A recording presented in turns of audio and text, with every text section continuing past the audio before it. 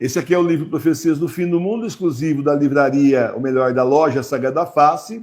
É só a nossa loja que tem, eu que organizei, coletei aqui essas profecias que são reconhecidas pela Santa Igreja. É o livro que nós estamos estudando todo dia um pedacinho, né? Quando é possível, de acordo com o horário, se não tem celebração litúrgica, nada. E aí hoje nós vamos, se você quiser seguir junto comigo aí, na página 137. 137, o navio e as duas colunas, São João Bosco. São João Bosco, a gente chama carinhosamente de Dom Bosco, né? Ele nasceu em 1815 e faleceu em 1888. Imaginem-se comigo à beira-mar, ou melhor, em uma rocha isolada, e não ver nenhum pedaço de terra que não seja o que está sob seus pés. Em todo esse vasto lençol de água, você vê uma frota inumerável de navios em formação de batalha. As proas dos navios são formadas em pontas afiadas, semelhantes a lanças, de modo que onde quer que sejam lançadas, perfuram e destroem completamente.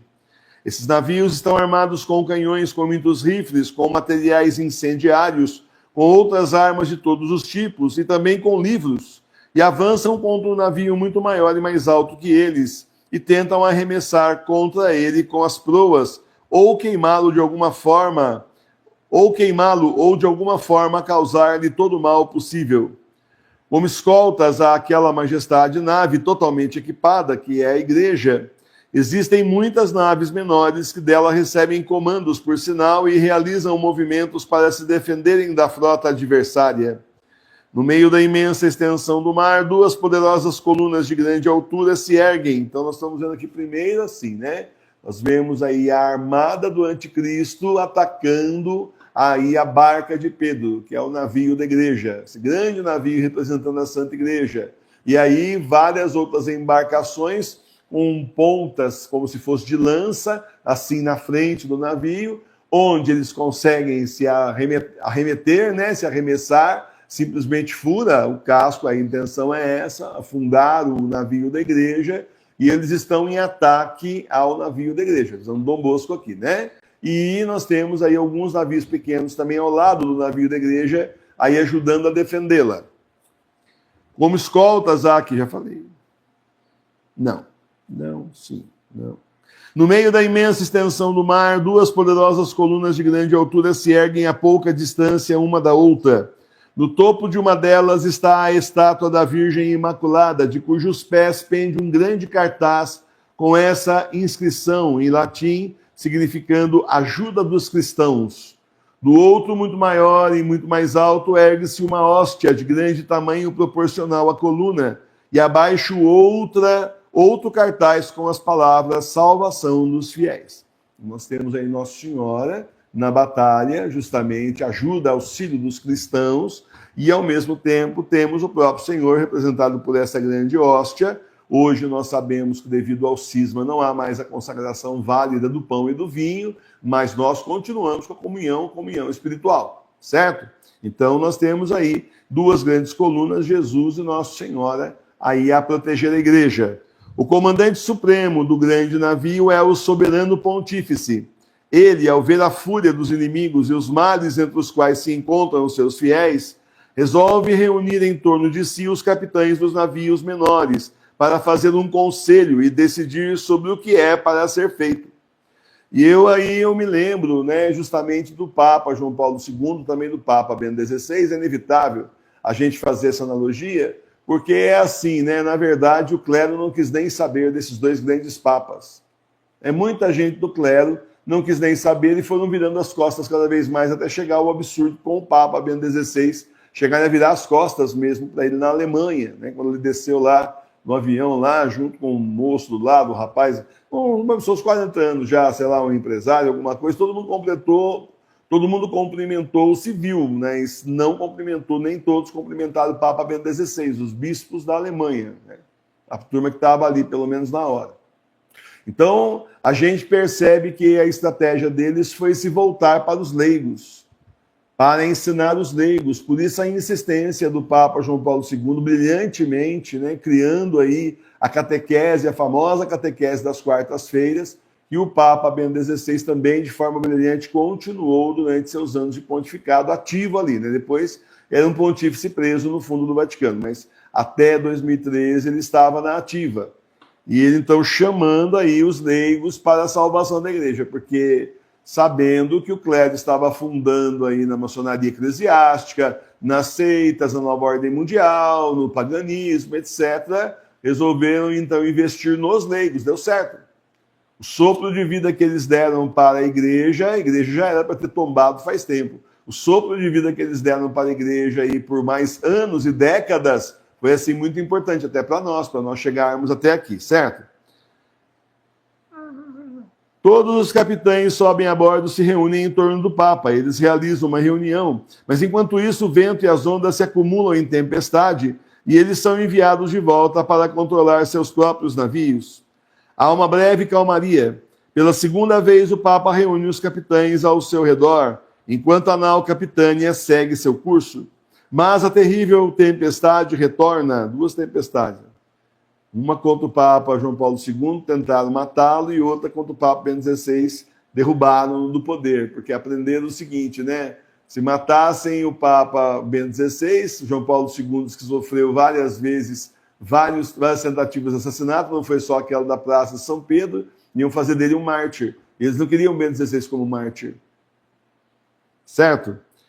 Há uma breve calmaria, pela segunda vez o Papa reúne os capitães ao seu redor, enquanto a nau Capitânia segue seu curso. Mas a terrível tempestade retorna. O Papa está no leme, todas suas energias são direcionadas para conduzir o navio em direção a essas duas colunas, do topo das quais e de todos os lados estão penduradas numerosas âncoras e grandes ganchos presos a correntes.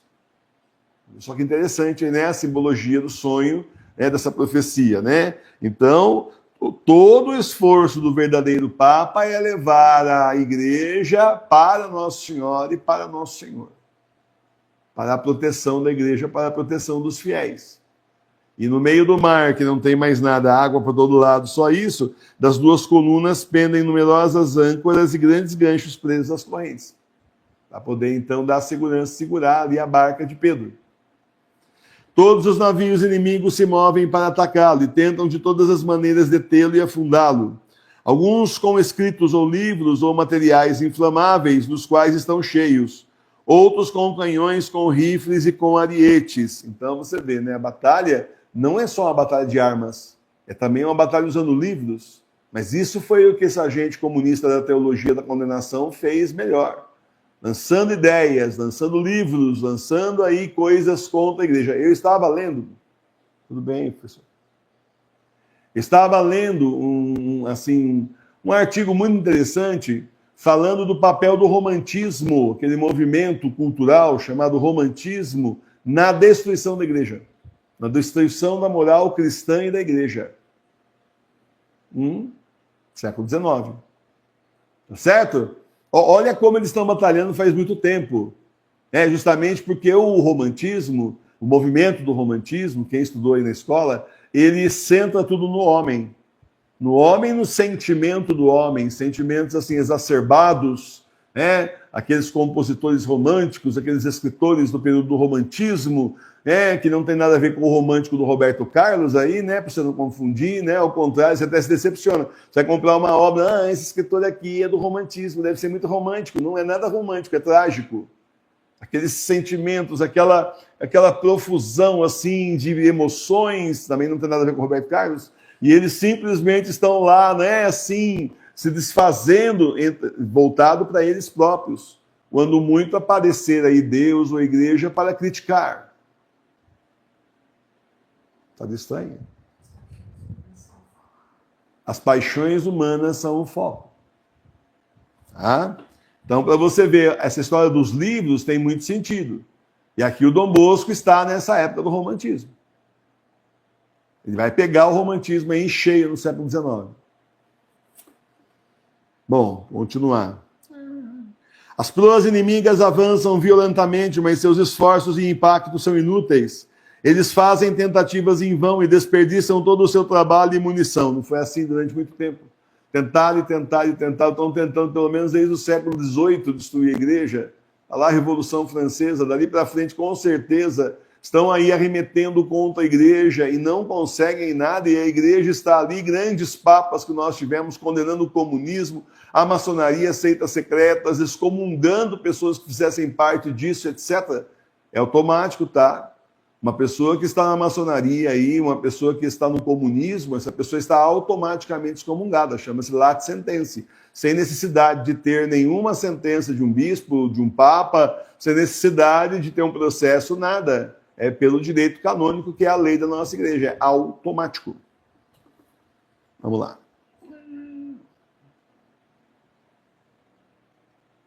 O grande navio segue seu caminho com segurança e tranquilidade. Às vezes acontece que, atingido por golpes formidáveis, ele abre grandes e profundas lacunas em seus lados. Mas assim que o dano é feito, uma brisa suave sopra das duas colunas e as rachaduras se fecham e as lacunas são interrompidas imediatamente.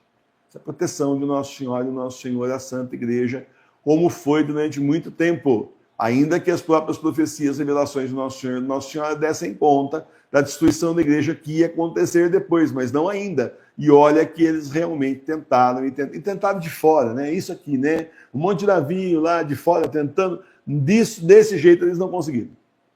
Aí eles mudaram de tática.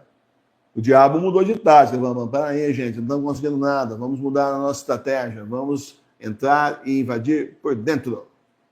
Não mais de fora para dentro, mas de dentro para fora. Essa é a estratégia que tem sido vencedora, que transformou a nossa igreja, invadiu a nossa igreja, e transformou, tomou prédios, toda a parte administrativa, tomou tudo nas mãos e transformou em igreja bergoliana, católica, apostólica romana, é o que ela não é mais. Ela é bergoliana. Professor, o senhor fica falando bergoliano, professor. E quando aí o Jorge Mário Bergoglio morrer, professor, quem vai ser do senhor, hein? Coitado, hein? Eu vou continuar chamando de igreja bergoliana. É a mesma coisa. Porque sob Jorge Mário Bergoglio é que a igreja sobe. A igreja toma, essa gente da teologia da condenação toma o poder, vamos falar plenamente. Não é? E a turminha que vai entrar na sequência é o que eu falo, é aquela turminha PSDB, né? Se a gente for falar de Brasil, se fosse para ser Brasil, seria PT, PSDB. Vai ser a outra turminha, que parece que é assim, mais de direita, mais centro. Na verdade, é só o jeito de fazer que é diferente, mas vai fazer do mesmo jeito. Vai continuar a destruição de outra forma. Até porque, como a igreja está assim desgastada, perdendo fiéis a rodo, a última tentativa seria colocar um João 24, um carinha aí parecendo mais conservador, para poder ter certeza que vai levar o máximo de católicos possível imaginável para o anticristo. Então é isso. Eu vou parar por aqui hoje. Amanhã a gente continua. Tem um pedação aqui ainda. Depois vai chegar na explicação do Dom Bosco. E o Dom Bosco mesmo vai explicar, mas a gente está vendo aqui umas coisas que tem muito a ver com a história da igreja. Recente. Dos últimos séculos. Mas não dá para ler inteira, que é grande.